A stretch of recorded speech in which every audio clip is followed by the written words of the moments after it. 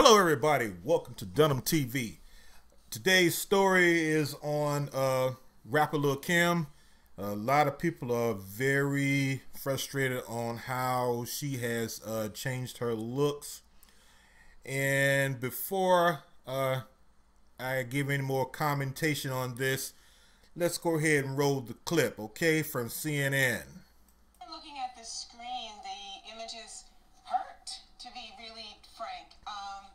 I've known and worked with Lil Kim for a long time. I was at Vibe, I was at Honey, I was at Essence. Some of my favorite magazine covers were with her. We used to go to fashion shows together. She's such a lovely spirit, and this beautiful brown girl that was a lightning rod in the rap game when it was so male dominated. She was the original Queen Bee. And so for many fans and many people, I adore Kim. There was a part of me that almost didn't even want to have this conversation because of that. But it is triggering really internalized pain, not just black girl pain, but you know, it's in Jamaica, it's in Thailand, it's in Asia, where this idea to be desirable, you must be white and blonde. Like, so many women all over the world have been told that for decades, for generations, really, and that's what that is triggering. I haven't talked to her, so, you know, I don't want to assume what her intentions are, but I do know what it's triggering in people and what it's saying to us about who is beautiful and what aesthetic do we value. There's so much to talk about on this, but I want to expand on this black girl pain that you speak of, and as you say, yes, I mean, you know, this extends to Asia and other parts of the world as well, but you know, Lil Kim was quoted way back in the day in 2000 in a Newsweek interview, and she said this, quote, "I have low self-esteem and I always have.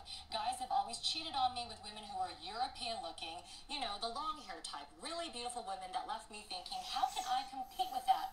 Being a regular black girl wasn't good enough." So when you talk about it hurts to see these kinds of images, and when you hear possibly, you know, I don't want to suggest that this is because she felt insecure, but as a black woman, Michaela, how do you react to that when you hear that kind of pain from an interview 16 years ago? I mean, it rings true.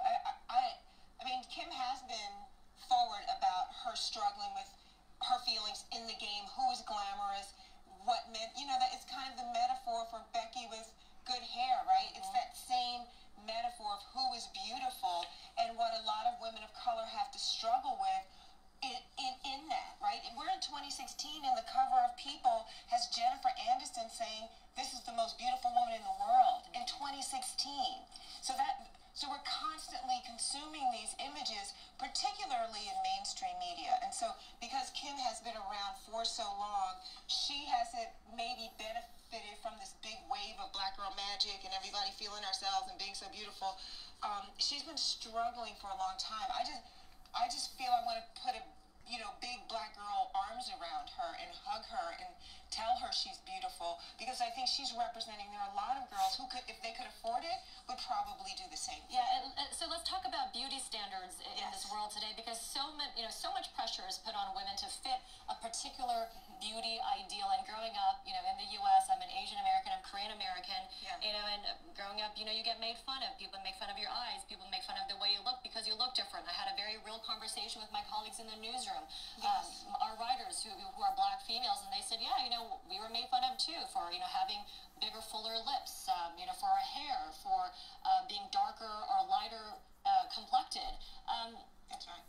Let's talk about these pressures, and do you think that, you know, beauty standards need to change? Oh, absolutely. It's been such a narrow narrative of who is beautiful. I mean, just look at your industry. How many anchors look like you?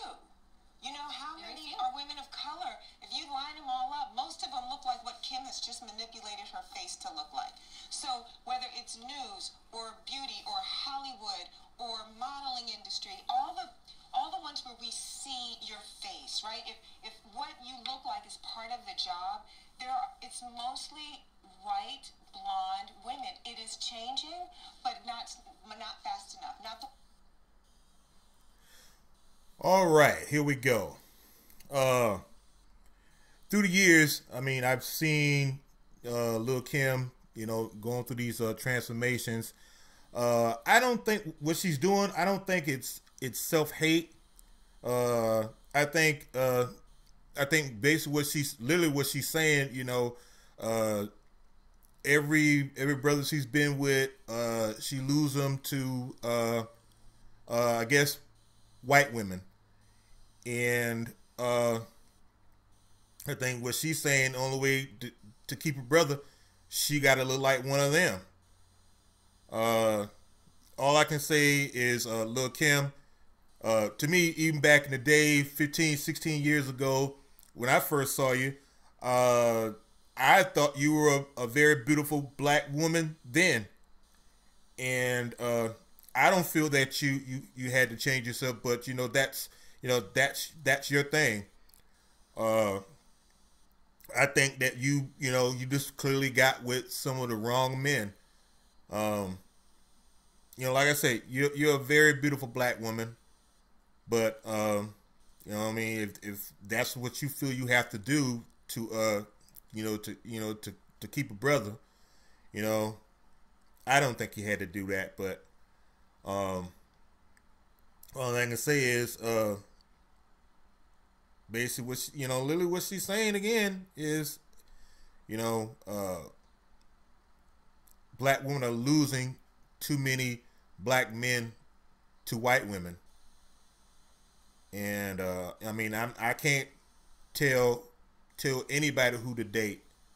Whoever you date, I mean, that's your business. That's your business. But I just wish that she didn't have to go through this, you know, to be loved. This is a very good looking woman, very good looking sister.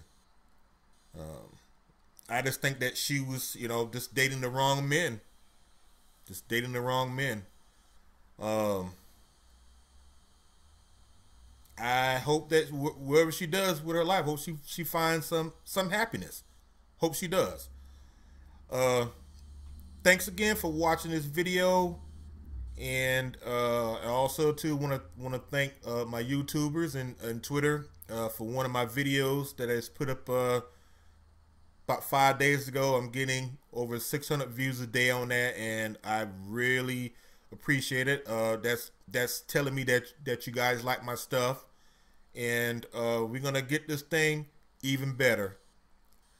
Please subscribe to my page, Dunham TV, and if you want to donate to my cause, please support independent news media. To donate, I have a GoFundMe account set up. If you want to donate $5 or whatever you can donate, it will be greatly appreciated. I'm really trying to get this thing off the ground. Like I said, I too am also putting money into that account as well every month. And with that being said, thanks again for watching Dunham TV. And until the next time, people.